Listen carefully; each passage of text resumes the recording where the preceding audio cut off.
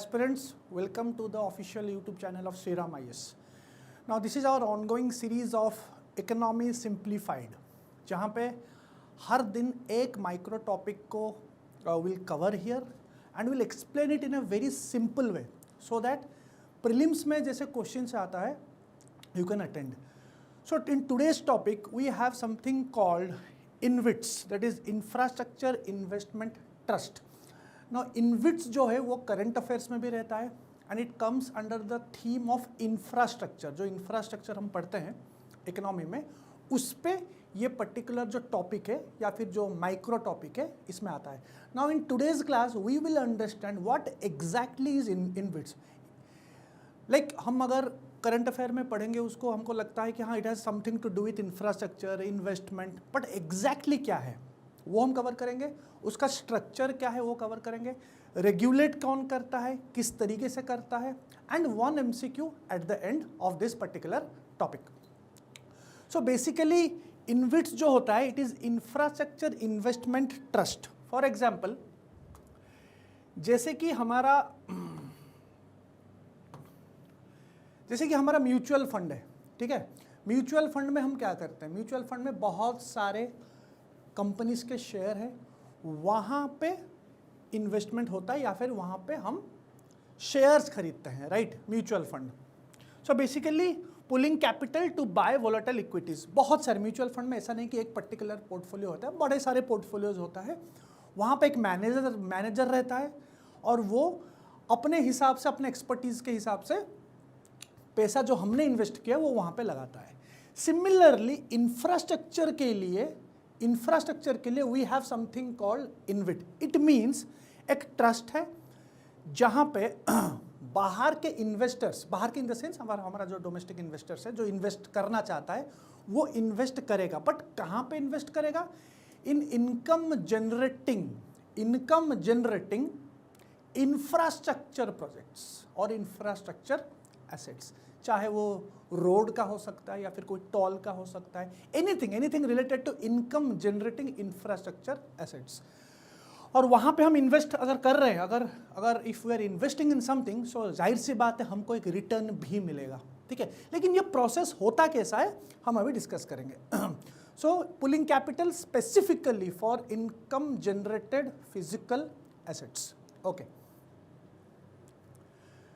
Now actually invest create कौन करता है, तो यहाँ पे एक चीज़ बहुत ध्यान देने वाली बात जो है, रेगुलेट कौन करता है, क्रिएट कौन करता है. InvITs पूरा का पूरा जो InvIT का जो सिस्टम है, ये जो ट्रस्ट है उसको रेगुलेट करता है SEBI, securities and exchange board of India, वो रेगुलेट करता है.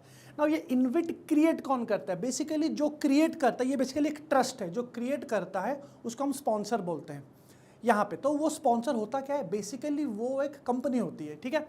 Any infrastructure companies, any developer, चाहे वो रोड का हो, पावर का हो, टेलीकॉम का हो, पाइपलाइन का हो या फिर एनी फाइनेंशियल इंस्टीट्यूशंस, वो करेंगे क्रिएट करेंगे एक ट्रस्ट, ठीक है.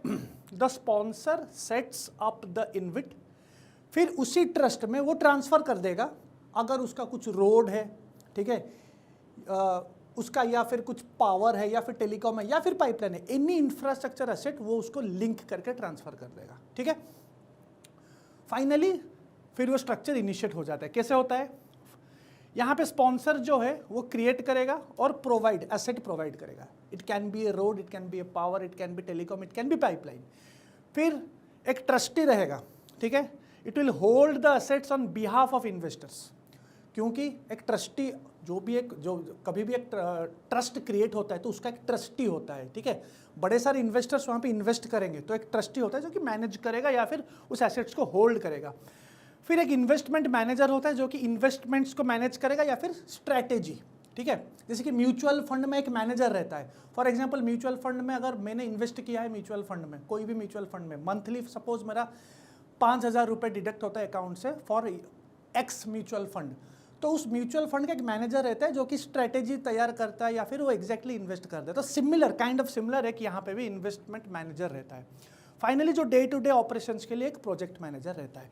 तो यहाँ पे जो मेन चीज़ है वो ये दोनों है. स्पॉन्सर जो कि क्रिएट करता है बेसिकली द कंपनीज जिसके अंडर में वो एसेट है, कंपनी वही है जिसके अंडर में वो एसेट है, ठीक है, वही क्रिएट करता है एक ट्रस्ट। बाकी एक ट्रस्टी होता है जो कि उस एसेट्स को होल्ड करता है, ठीक।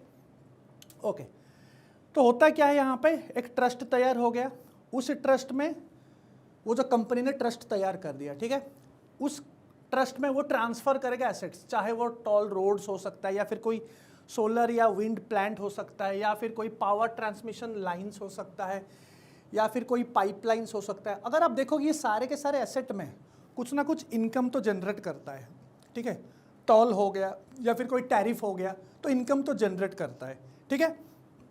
वही इनकम अगर आपने इन्वेस्ट किया इस ट्रस्ट में, उसी इनकम जो वो कमाता है वो आपको मिलेगा, बिकॉज आपने इन्वेस्ट किया है तो आपको मिलेगा, राइट। अगर आपने इन्वेस्ट किया है तो सो अगर हम एक एग्जाम्पल हम यहाँ पे लेंगे, सपोज ये एक एसेट है, ठीक है, ये आपको एक पेट्रोल पंप टाइप का दिख रहा है या फिर टॉल का दिख रहा है, जैसे भी आप कोई भी एसेट ले सकते हो। ये अगर कोई एक टॉल है तो ये बेसिकली कोई एक ओनर होगा उसका, कोई एक डेवलपर होगा, कोई एक कंपनी होगा जो उसको ओन कर रहा है। सपोज मान लो इस एसेट जनरेट करता है 100 करोड़ पर ईयर, उसका अच्छा चल रहा है, 100 करोड़ पर ईयर जनरेट कर रहा है, ठीक है। अब वो उसका है, वो क्या करता है, वो एक इनविट एक ट्रस्ट तैयार करता है, सेट करता है, ठीक है, सेट किया, एक ट्रस्ट सेट किया और उसी ट्रस्ट में वो अटैच कर दिया या फिर लिंक कर दिया या फिर इंक्लूड कर दिया कि ये टॉल जो है ये मैं लिंक कर रहा हूँ, यहाँ पे जो पैसा मुझे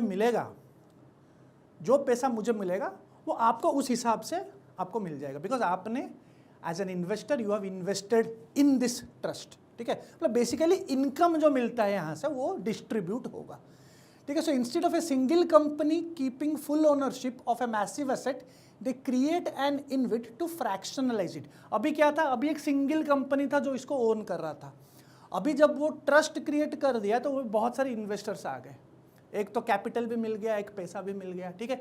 तो जो जनरेट करेगा इनकम उस हिसाब से डिस्ट्रीब्यूट हो जाएगा, ठीक है।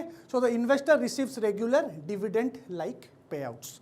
सो बेसिकली द फॉर्मूला क्या है, यू इन्वेस्ट, इंफ्रास्ट्रक्चर अर्न करेगा और आपको एक स्टेडी इनकम मिलेगा, ठीक है। This is the basic theory behind InvITs. तो ये टोटल सेबी रेगुलेटेड है, जैसे कि मैंने अभी बात किया, it is regulated by the security exchange board of India. तो यहाँ पे एक इनकम डिस्ट्रीब्यूशन होता है, the cash flow generated by the infrastructure is distributed back to the unit holders. Unit holders कौन है, जो इन्वेस्टर्स है, क्योंकि वो यूनिट के हिसाब से होल्ड करते हैं, ठीक है, तो उनको यूनिट होल्डर्स बोला जाता है और उनको इनकम मिलेगा या फिर उनको डिविडेंड मिलेगा जो इनकम जनरेट ये इंफ्रास्ट्रक्चर करेगा। स्पॉन्सर, जैसे कि मैंने बोला, sponsor setup, parent company create, वो ट्रस्ट, वो स्पॉन्सर मतलब वो कंपनी क्रिएट करता है, फिर एसेट ट्रांसफर कर देगा, जो ऑपरेशनल एसेट्स है उसको ट्रांसफर करेगा। यहाँ पे एग्जांपल में वो टॉल था, तो टॉल इज एन एसेट, तो टॉल को उसने ट्रांसफर कर दिया उस ट्रस्ट में। तो जो इनकम टॉल को मिलेगा उसी इनकम से एज ए डिविडेंड, प्रॉफिट्स या भी जैसे भी जो भी डील में लिखा होगा वो आपको, जो भी परसेंटेज लिखा होगा, मैं परसेंटेज पे आऊँगा अभी, वो आपको मिल जाएगा। So InvIT raises money from retail and institutional investors by issuing units. तो यूनिट्स इशू किया जाएगा इस ट्रस्ट में और मनी रेज, इस तरीके से मनी रेज होता है। So the investor value preposition, मतलब ये इन्वेस्टर के लिए क्यों इतना अच्छा है, अच्छा इसलिए है, पहले तो एक रेगुलर यील्ड आपको मिल जाएगा बिकॉज स्टेडी इनकम है ना। स्टेडी इनकम क्यों है, बिकॉज ये ऑलरेडी जनरेट कर रहा है इनकम, जैसे कि हमने एग्जांपल में बताया कि 100 crore per year it is already generating, it is not a loss making infrastructure, it is already income generating infrastructure, तो अच्छी बात है। रिस्क भी कम हो जाता है, it bypasses construction and execution risk by strictly holding operational assets, operational because it is in operation, कोई इससे पहले कंस्ट्रक्शन का काम नहीं चल रहा है, प्लान एग्जीक्यूशन नहीं चल रहा है, directly that asset is already being operational, आप उसी के ऊपर इन्वेस्ट कर रहे हो। So that is a good point here. Stable horizon designed for long term macro economic consistency, resilient to daily market noise, daily market up ऊपर नीचे होता रहता है, तो यहाँ पे आपको एक स्टेडी इनकम मिल जाएगा अगेंस्ट दैट मार्केट रिस्क, और लिक्विडिटी भी हाई है, इट इज, और सबसे इंपॉर्टेंट चीज़ ये कि जो इन्विट होता है ये directly listed on stock exchange, ये स्टॉक एक्सचेंज में भी लिस्टेड है, which is one of the most important you can say positive है कि इन्वेस्टर्स पर्सपेक्टिव से ये स्टॉक एक्सचेंज में भी लिस्टेड है, allowing investors to buy and sell units. तो आप जब भी कोई बाय करो, तो अगर आप बाय किए हो कुछ यूनिट्स, आप ट्रस्ट का बाय किए हो, तो आप इसको स्टॉक एक्सचेंज में सेल भी कर सकते हो। Buy and sell units as easily as common equity, normal equity की तरह आप सेल भी कर सकते हो स्टॉक एक्सचेंजेस में। It is one of the biggest reasons why investors investors इसमें बड़े सारे इन्वेस्टमेंट करते हैं। फाइन। सो अभी क्वेश्चन आता है कि इफ़ यू आर इन्वेस्टिंग और you have invested in this trust, so आपको इनकम किस तरीके से आप अर्न करोगे, किस तरीके से आपको कितना परसेंटेज मिलेगा, कितना क्या मिलेगा, कौन डिसाइड करता है। सो basically the income that A share holder, जिसको हम यूनिट होल्डर बोलते हैं, अभी हमने बात किया, of N infrastructure investment trust receives is not a fixed percentage, कोई फिक्स परसेंटेज नहीं है। First of all it depends on the cash flow of the underlying asset, उस एसेट का कैश फ्लो के हिसाब से डिसाइड होता है, ठीक है, क्योंकि उस एसेट के ऊपर ही सब कुछ डिपेंड करता है कि वो एसेट जिसके ऊपर आपने इन्वेस्ट किया है वो जनरेट कितना करता है, कितना इनकम जनरेट करता है, ठीक है, तो उसके ऊपर डिपेंड करता है। अगर प्रीलिम्स में आएगा कि एक फिक्स परसेंटेज सबको मिल जाएगा, तो it will be a wrong statement. Fine. But there are clear regulatory rules set by SEBI that give a good idea. क्या है? अब रूल क्या दिया है सेबी ने? ये रूल दिया है कि यहाँ पे इनविट्स ने मस्ट, मतलब इट इज मैंडेटरी कि डिस्ट्रीब्यूट करना पड़ेगा at least 90% of their net distributable cash flow to investors. मतलब जो इनकम अर्न किया है, जो इनकम अर्न किया है उसका 90%, मतलब मैक्सिमम 90% तक आप उसको देना पड़ेगा। ये मस्ट है, 90% ऑफ योर इनकम आपको इन्वेस्टर्स में डिस्ट्रीब्यूट करना पड़ेगा, ये रूल है, ठीक है। डिस्ट्रीब्यूशन इज यूजुअली क्वार्टरली और हाफ ईयरली। रिटर्न्स कितना देता है अब एग्जैक्टली तो पता नहीं है, लेकिन एक एवरेज रिटर्न जो देता है मोस्ट इन्वेस्ट्स इन इंडिया, जो कि पावर का हो गया, रोड्स का हो गया, या फिर कोई ट्रांसमिशन एसेट्स हो गया, उसका 8 to 12% एनुअल यील्ड देता है, जो कि लगभग ठीक ही है from a investment point of view. So this is broadly similar to high dividend stocks और some fixed income instrument. So इसीलिए बहुत सारे जो इन्वेस्टर्स है they have started investing in this InvITs. Fine. Okay, एक क्वेश्चन करते हैं। Which of the following statements is correct regarding InvIT structure? Sponsor has no role after formation. Trustee holds assets on behalf of the investors.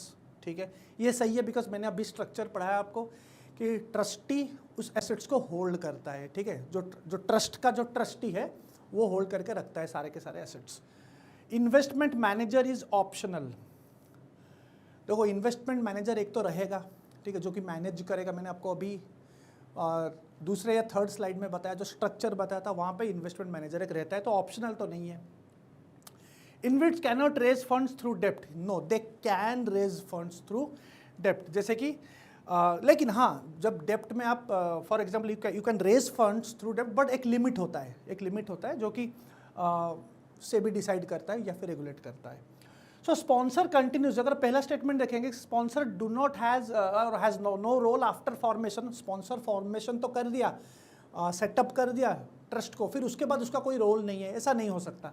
Sponsor continues to have skin in the game, usually must maintain a minimum unit holding for lock in period, so the role does not end after formation. काफ़ी weird है कि जो भी set करता है, sponsor खुद set करेगा, company खुद सेट करेगा, फिर उसका रोल कैसे नहीं होगा, ऐसा तो हो नहीं सकता। तो ये तो गलत स्टेटमेंट है। Trustee is appointed under regulations of the SEBI. It ensures assets are held in trust for unit holder. This is the core principal of a trust structure. एक ट्रस्ट स्ट्रक्चर में एक ट्रस्टी रहता है, ठीक है। बाकी इन्वेस्टमेंट मैनेजर जो रहता है, it is mandatory, it is not optional, वो रहना ज़रूरी है, बिकॉज वो इन्वेस्टमेंट डिसीजन, स्ट्रैटेजी, कॉम्प्लियंस सब कुछ मैनेज करता है। सही से चीज़ें कॉम्प्लियंट है या नहीं, आपने इन्वेस्ट किया है सही से मिल रहा है या नहीं सबको, ये सब कॉम्प्लियंस चीज़ें, ये सब चेक करता है, ठीक है। So this is all about InvITs. I hope you understood what exactly is InvITs. We'll come up with more exciting micro topics from economy. I'll include both current affairs and also macroeconomic and microeconomic.